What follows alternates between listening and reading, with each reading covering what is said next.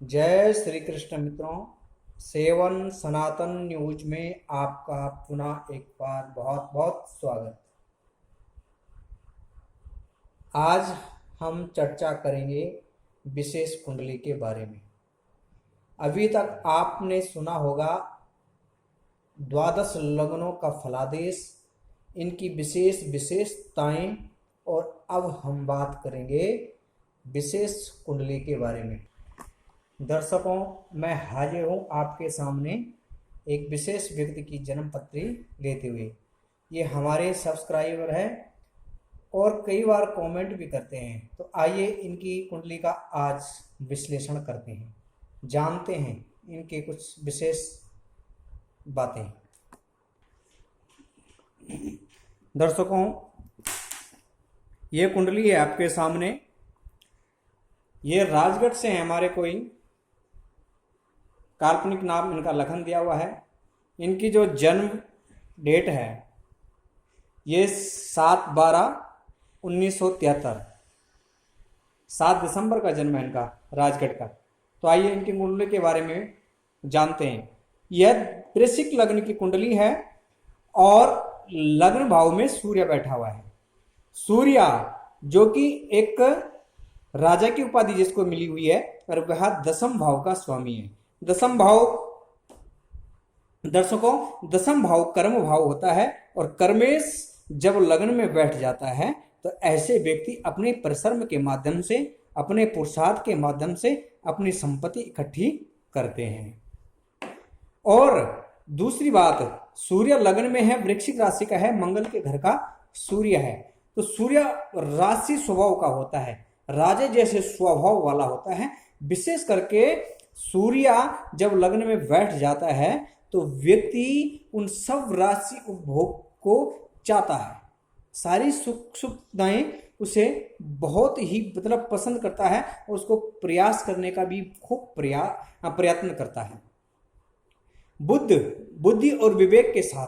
लेकिन यहां पर बुध अष्टम भाव का स्वामी यानी होने के कारण, अष्टम और एकादशेश होने के कारण सूर्य के साथ लग्न में बैठ गया है, जिसके फलस्वरूप ऐसे जातकों को सूर्य से संबंधित रिश्ता यानी जैसे पिता का सुख नहीं मिल पाया होगा। और दूसरी बात, इनको अपने जन्म स्थान से कहीं दूर जाकर के रहना पड़ा है, या अपने जन्म स्थान से ज्यादा दूर ये व्यक्ति रहते हैं। पिता का सुख ना के बराबर या बहुत कम हम कह सकते हैं, क्योंकि पिता का सुख यहां पर नहीं मिल पाता है। नंबर दूसरी बात, द्वितीय भाव में इनका राहु है, और राहु बृहस्पति के घर में तो है, लेकिन द्वितीय भाव दर्शकों हमेशा मार्केश होता है, मारक भाव होता है। इसलिए द्वितीय भाव का जो राहु होता है वह यहां पर अच्छा फल नहीं देता है, वाणी दोष करता है। कुटुंब और परिवार के लिए ऐसे व्यक्ति तेज होते हैं।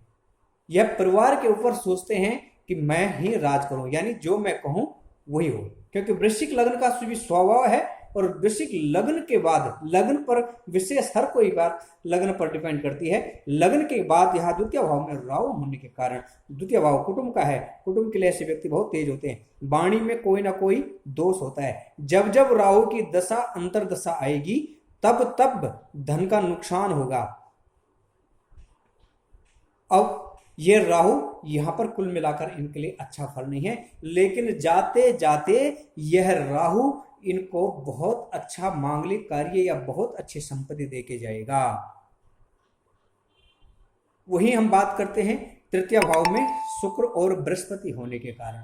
तो दर्शकों, बृहस्पति होने के कारण ऐसे व्यक्ति को भाइयों का सहयोग, जब जब भी ये राहु बुरा फल देगा तो यहां पर बृहस्पति यानी इनके भाई इनकी मदद करेंगे और भाई आगे आएंगे।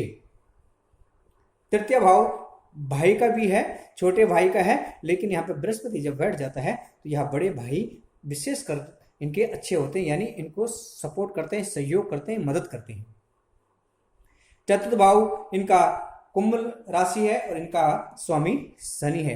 तो शनि अष्टम भाव में विराजमान होने के फलस्वरूप इनका जब मकान बनेगा, ये अपने अपने आप बनाया हुआ मकान बनने के बाद इनको कुछ ना कुछ नई समस्याएं आती ही रहेगी।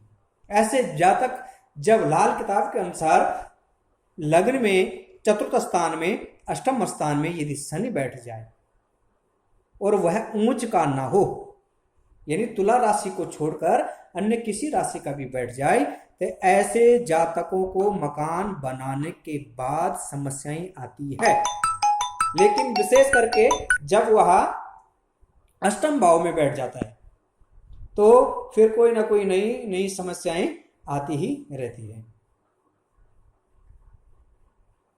तो ये दर्शकों, इनका शनि का ये स्वभाव होता है, अष्टम भाव में जो शनि बैठता है इनके स्वभाव। ऐसे जातकों को प्रतिदिन शनि संबंधित दान करना चाहिए।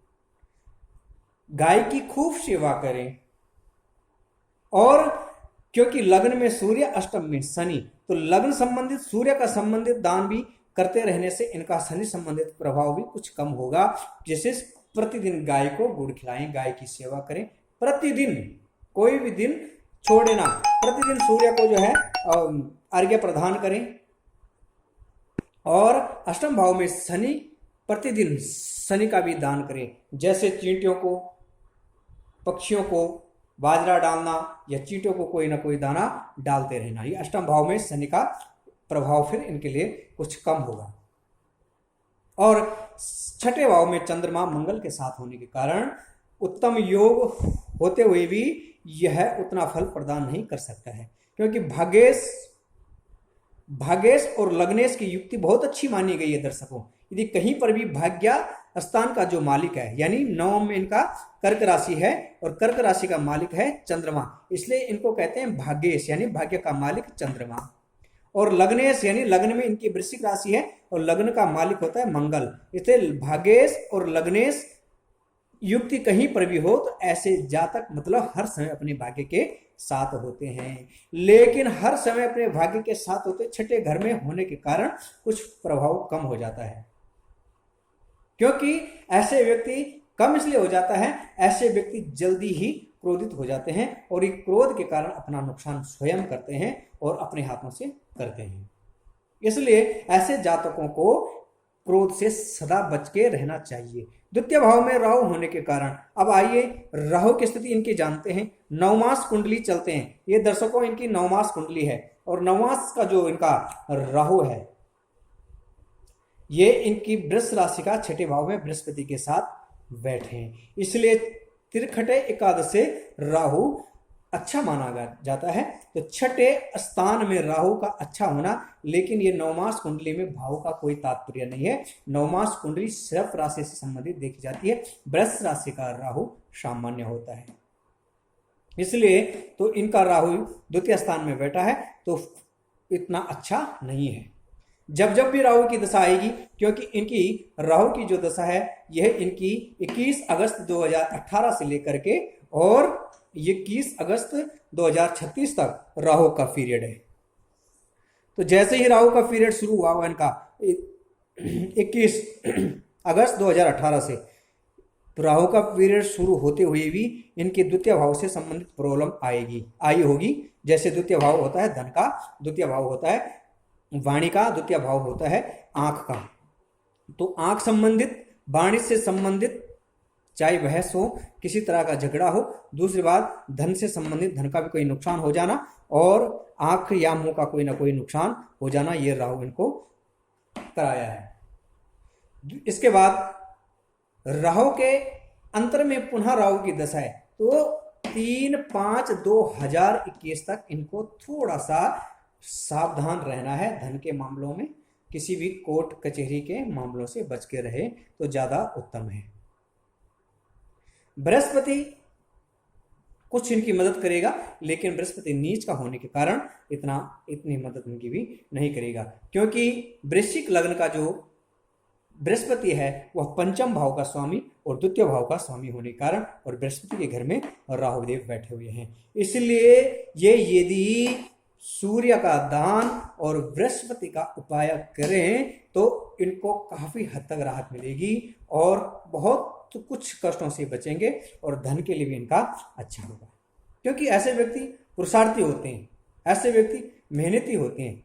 दसम भाव का स्वामी सूर्य लग्न में बैठ जाए, लग्नेश और भाग्येश की युक्ति हो जाए, बहुत अच्छा योग है, बहुत ही अच्छा। और इसके साथ साथ में तृतीय स्थान में बृहस्पति और शुक्र है, जो कि सप्तम भाव और पंचम भाव का भी योग है। सप्तम भाव वृष राशि का स्वामी शुक्र होता है और पंचम भाव यहाँ पे मीन राशि है और मीन राशि का स्वामी बृहस्पति होता है। इसलिए सप्तमेश और पंचमेश की युक्ति होने से भी ये एक बहुत अच्छा योग है। लेकिन दर्शकों, इतना अच्छा योग होने के बावजूद भी यह व्यक्ति अपनी संपत्ति तो बनाएगा, लेकिन यदि अपना मकान खुद बनाता है तो परेशानी क्रिएट होगी। यदि बन बनाया मकान लिया जाए तो कुछ हद तक इनका बहुत अच्छा होगा, लेकिन इतने अच्छे योग होने के बावजूद भी इनको इतना अच्छा फल प्राप्त नहीं हुआ है। इसका क्या रीजन है? इसका ये रीजन है, एक तो केंद्र में कोई ग्रह बलवान न होने के कारण। दूसरी बात, स्वयं लग्नेश और चंद्रमा युक्ति होने के बाद भी न होने के कारण, क्योंकि इनका मंगल और सूर्य संबंधित ये प्रतिदिन जरूर उपाय करें। मंगल का उपाय क्या है? वही सूर्य का भी है। प्रतिदिन गाय को, मैं पहले भी बता चुका हूं, गाय को गुड़ अवश्य खिलाएं। यथासंभव हो भाइयों का आदर करें, सत्कार करें, क्योंकि भाइयों से इनकी सहायता भी मिलेगी। यदि ऐसे जातक प्रतिदिन माथे पे तिलक लगाते हैं, केसर का तिलक, देवताओं ब्राह्मणों का सम्मान करते हैं, तो बृहस्पति इनका अच्छा बनता है, जो कि इनका पंचम भाव का स्वामी है। और पंचम भाव का स्वामी होने के कारण की बुद्धि, विवेक और ज्ञान की वृद्धि करता है, और अपने ज्ञान से, अपनी बुद्धि से ही अपनी ही समस्या का समाधान कर देते हैं। बृहस्पति इनका अच्छा फल प्रदान करेगा।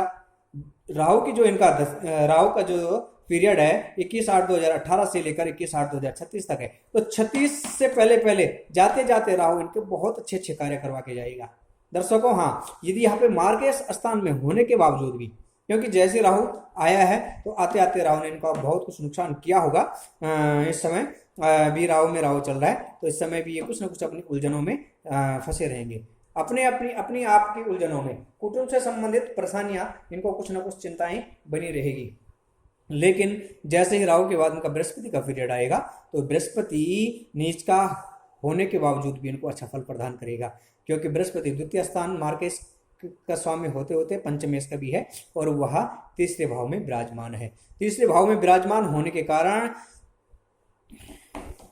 पंचम दृष्टि बृहस्पति के सप्तम भाव में पड़ती है, तो जो कि इनको जीवन साथी से भी सहयोग मिलेगा, व्यापार से भी सहयोग मिलेगा। और नवम भाव में ऊंच की दृष्टि, भाग्यस्थान इनका बहुत अच्छा होगा। घर में मांगलिक कार्य होंगे, धर्म के कार्य में खर्च होंगे, और नित्य नए अच्छे कार्य बनते रहेंगे।